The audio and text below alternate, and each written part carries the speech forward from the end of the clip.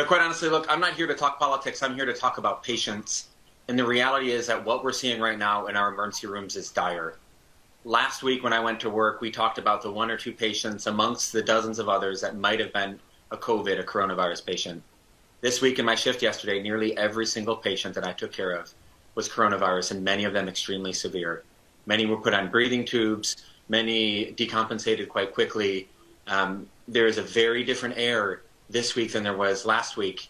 And quite honestly, think about the fact that our first New York City case was on March 1st. That's just over 3 weeks ago.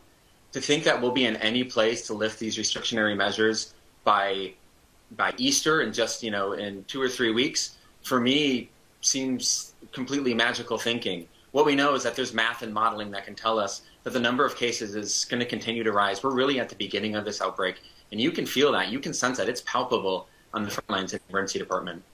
And in terms of supplies, do you have all the supplies you need? Because I cannot tell you how many messages I'm getting from nurses and doctors and hospitals all over New York, with very specific examples of what they do not have.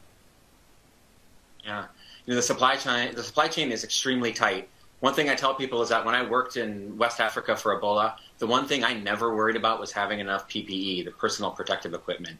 It's something that my colleagues all over New York City are worried about right now. The number of masks that people are given, some people are given one N95 respirator mask. That's the thicker one that helps prevent the virus from being inhaled by a provider. Given one of those a week, and the CDC doesn't want you using those. People are given one surgical mask a shift, and everyone is doing everything they can to conserve supplies, because we know we're just at the beginning of this. And after New York will be New Jersey, will be New Mexico. This is going to be a marathon. We are not even at the beginning of this.